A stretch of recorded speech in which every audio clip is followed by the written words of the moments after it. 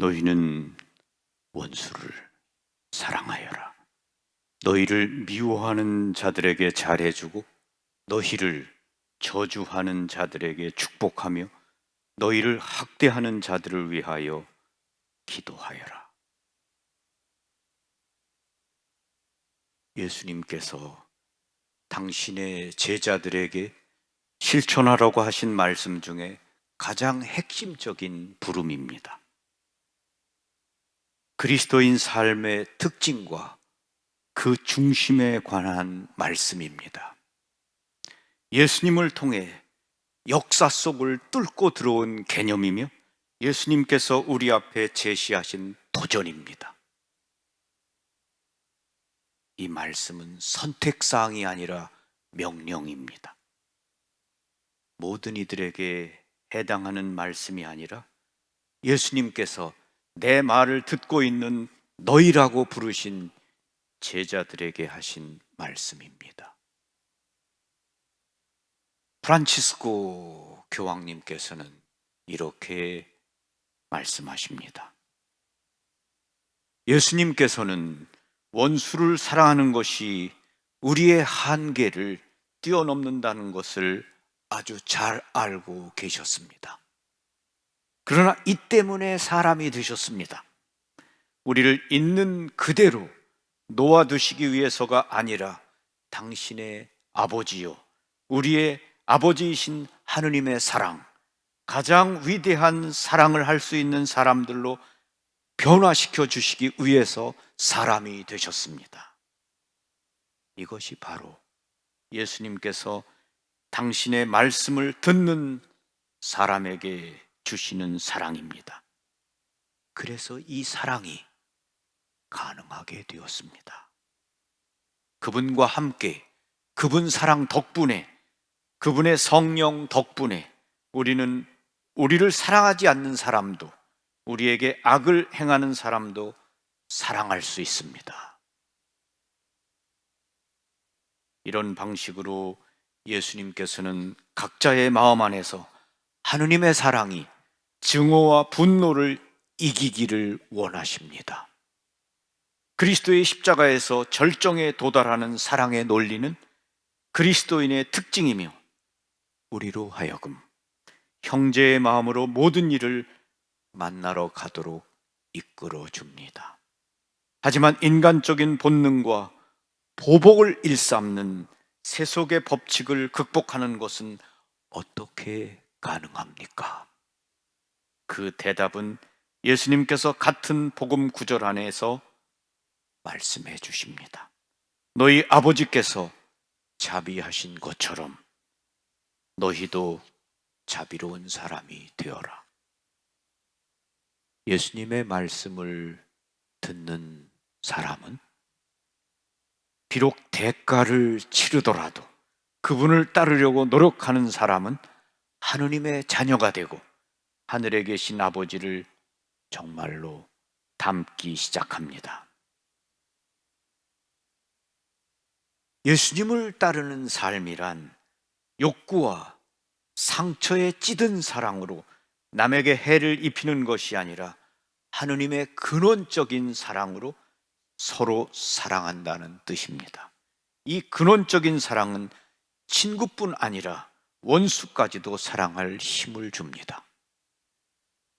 예수님께서는 이 땅에 사시는 동안 원수를 사랑하는 모습을 보여주셨습니다. 그분은 십자가 위에서 이렇게 말씀하셨습니다. 아버지, 저 사람들을 용서하여 주십시오. 그들은 자기가 하는 일을 모르고 있습니다.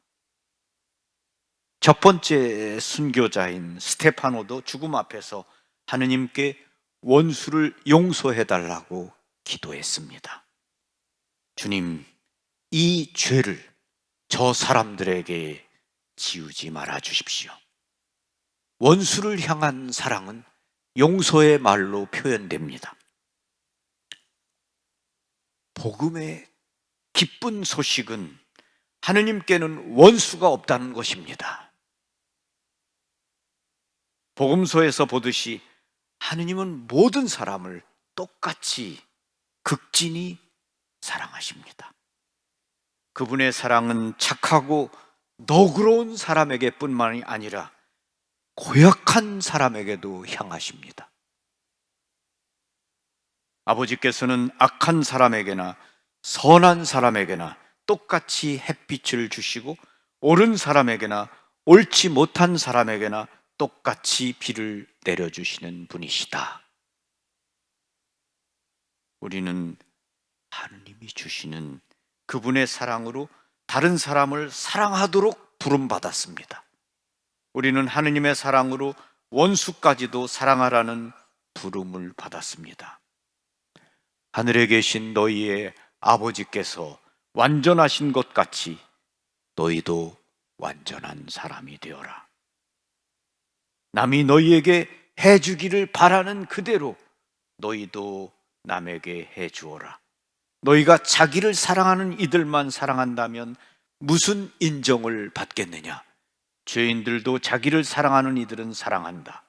너희 아버지께서 자비하신 것처럼 너희도 자비로운 사람이 되어라. 남을 심판하지 마라. 그러면 너희도 심판받지 않을 것이다. 남을 단죄하지 마라. 그러면 너희도 단죄받지 않을 것이다. 용서하여라. 그러면 너희도 용서받을 것이다. 주어라.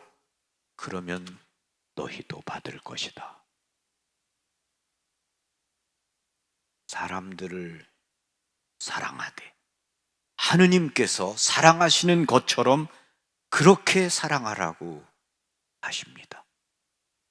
그렇게 되려면 나 자신부터 하느님의 사랑 안에 든든히 뿌리를 받고 있어야 합니다. 원수를 사랑하여라.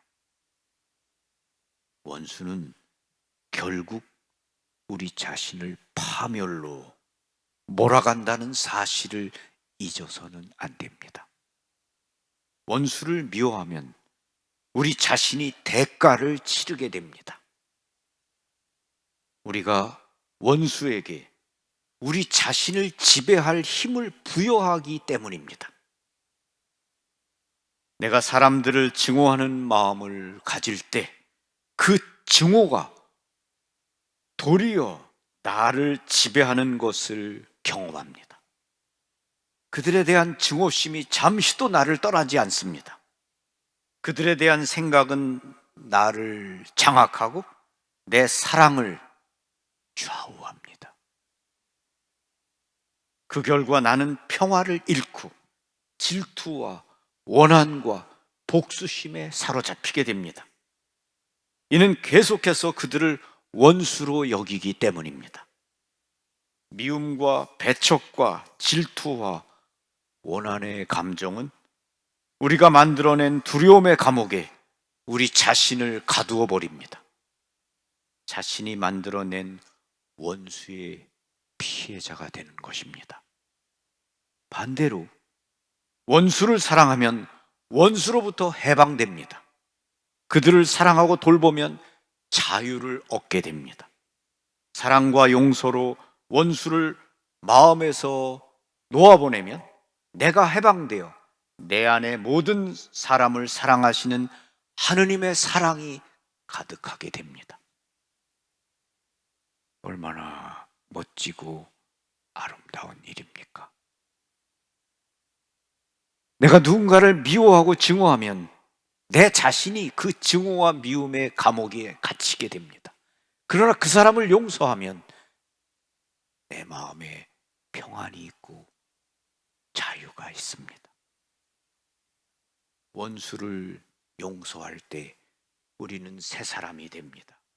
두려움에 집착하던 내면의 성난 사람을 떠나보냈기 때문입니다. 신앙생활의 핵심은 자유인이 되는 것입니다.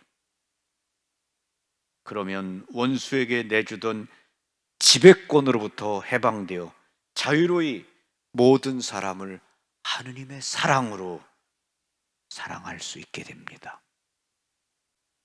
사랑보다 더 위대하고 더 풍요로운 것은 아무것도 없습니다. 사랑은 사람에게 모든 존엄성을 주지만 이와는 반대로 증오와 복수는 존엄성을 약화시키며 하느님과 닮은 모습으로 창조된 피조물의 아름다움을 훼손시킵니다. 원수를 사랑하여라.